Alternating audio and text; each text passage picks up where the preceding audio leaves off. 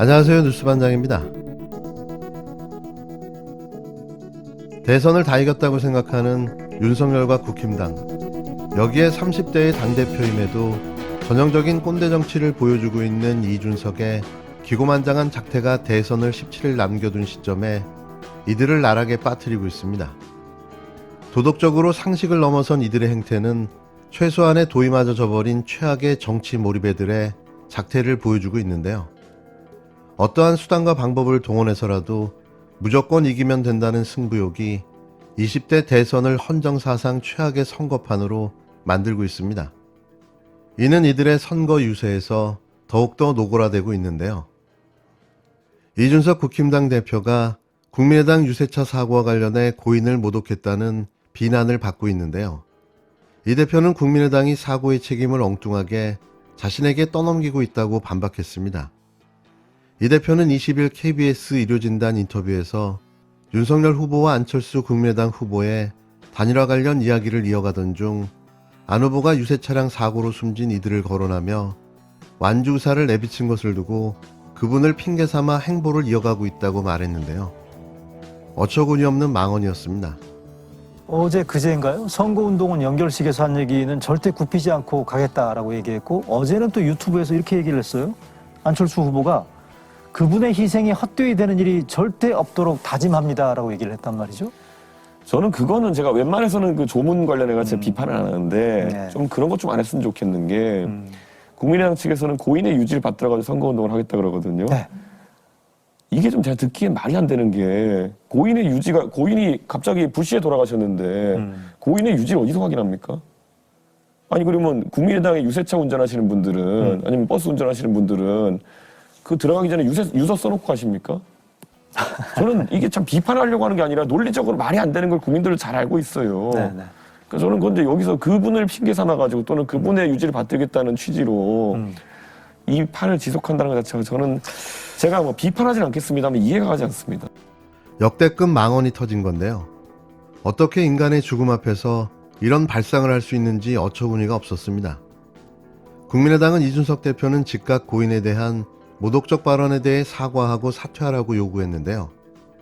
신나리 중앙선거대책위원회 부대변인은 논평을 내고 갑작스럽게 황망한 죽음을 맞은 분의 유지도 없다는 이 대표의 발언은 심각한 사자 명예훼손이라며 유족의 증언에 따르면 고인께서는 사망 당일도 안철수 후보의 선거복을 입고 기뻐하셨다고 했다고 비판했습니다. 신 부대변인은 오늘 이 대표의 망언은 국민의당의 더 나은 정권교체를 위해 힘쓰는 분에 대한 모독일 뿐만 아니라 유가족의 상처에 소금을 뿌리는 천인공노한 발언이라며 아무리 정치가 비정하나 인간적인 도리를 벗어나는 것은 금수와 다를 바가 없다고 일갈했습니다. 그는 타당의 불의의 사고마저 정략적 계산을 거쳐 공중파에 나와 망언 일색뿐인 이준석 대표는 즉각 폐륜적 망언에 대해 사과하고 당대표직에서 사퇴하길 촉구한다고 주장했는데요. 갑자기 돌아가신 분인데 그 유지를 어떻게 알겠느냐, 이준석 대표가 한 말인데 이 말이 이제 논리적인 허점이 있다고 생각한 거예요.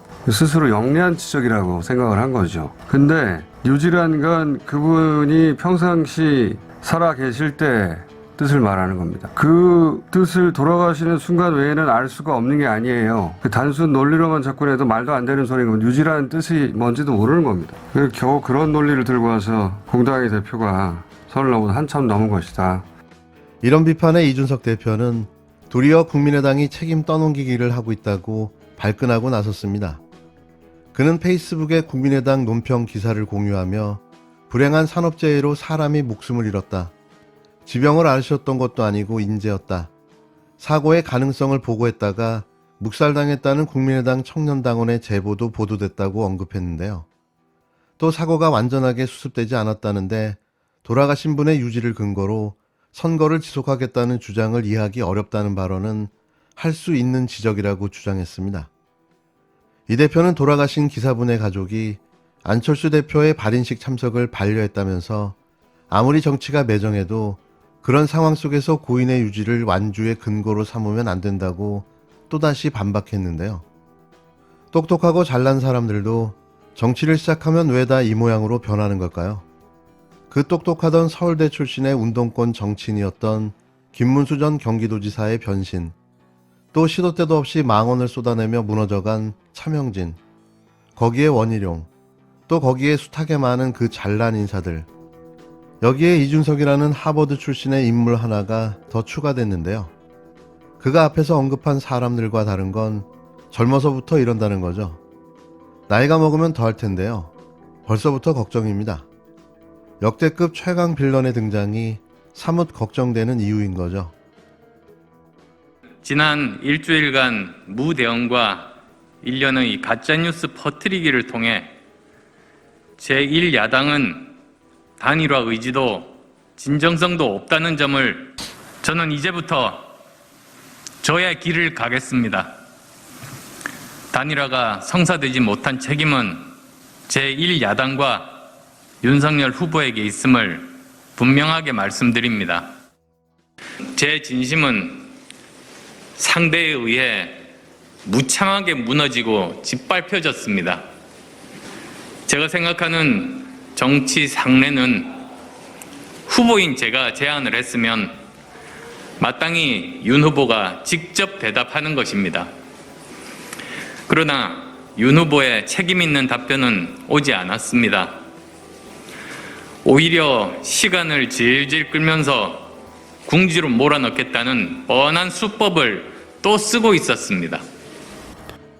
진정한 정권 교체가 무엇인지, 누가 정권 교체 이후에 더 나은 대한민국을 만들 수 있는 비전과 실력을 갖춘 적임자인지를 가려봅시다. 국민의당 안철수 후보가 야권 단일화 결렬을 선언하고 대선을 완주하겠다고 밝혔습니다. 안 후보는 자신의 단일화 제안에 대해 윤석열 후보의 답변을 더 기다리는 건 무의미하다면서 이제 자신의 길을 가겠다고 강조했는데요. 국민의당 안철수 후보가 야권 단일화 제안을 전격 철회했습니다. 안 후보는 20일 긴급 기자회견을 열고 일주일이 지나도록 윤석열 후보가 아무런 답이 없다며 단일화 의지가 없음을 보여줬다고 밝혔습니다. 안 후보는 윤 후보 측이 시간만 질질 끌며 자신을 궁지로 몰아넣으려 했다며 단일화 결렬의 책임은 윤 후보에게 있다고 강조했는데요. 단일화 제안으로 혼란을 느낀 국민들께는 진심으로 사과드린다면서 이제는 소모적 논쟁을 접고 국민의 선택을 받겠다고도 했습니다. 하지만 국힘당은 기자회견 직후 아직까지 단일화의 여지가 남아있다며 협상의 길을 열어놨는데요. 안 후보가 또 국힘당에 끌려 단일화 협상을 재개한다면 결국 안초딩 소리를 듣고 말 겁니다. 계속되는 이준석의 멸시와 조롱, 그렇게 당하고도 또 반복하는 게 신기할 따름인데요. 차라리 이재명 후보와 단일화하는 것도 나빠 보이지는 않습니다. 결국 안철수는 또다시 저희를 도와주고 말았는데요. 그의 운명인가 봅니다. 안 후보의 단일화 결렬 선언으로 안 후보를 지지했던 지지층들이 대거 이재명 후보 쪽으로 몰리며 다시 대선 지지율 1위를 이재명 후보가 탄환했습니다. 여세를 몰아 2번 남은 TV토론, 그리고 주변인들을 설득하는 노력으로 반드시 민주정부 4기의 이재명 대통령을 만들어내야 합니다. 윤석열이 대통령인 나라에서 살고 싶으신가요? 저는 싫습니다. 민주당은 윤석열 영장 들어오면 윤석열은 죽어. 내가 우리 김 부장 잘하는데 위험하지 않게 라는 말을 윤 후보가 했다는 김 씨의 말 등을 토대로 두 사람이 깊은 관계였다고. 이재명 후보나 유동규 씨에게 자기는 돈을 준 적이 없다. 이런 취지의 녹취록이 이제 하나가 있고요. 또 하나는 이제 윤석열 씨가 죄가 많아서 구속영장을 치면 사실 구속될 정도의 죄들이 있고 자기하고는 매우 가까운 관계인데 자기 손을 꼭 잡고 우리 김 부장 잘하는데 위험하지 않게 해 이렇게 얘기했다는 얘기. 그러니까 사실은 서로 간에 굉장히 위험한 일, 불법적인 일을, 불법에 가까운 일을 했는데 그걸 잘 안 들키게 해라. 뭐 이런 식으로 했다는 취지의 녹취록들이 이제 어제 공개했죠. 정치와 행정은 경험이 있어야 하고 정치와 행정은 실력이 있어야 하는 것입니다. 아마추어에게 세상을 맡기면 세상이 흐트러집니다. 숙련된 프로에게 나라를 맡겨주십시오, 여러분.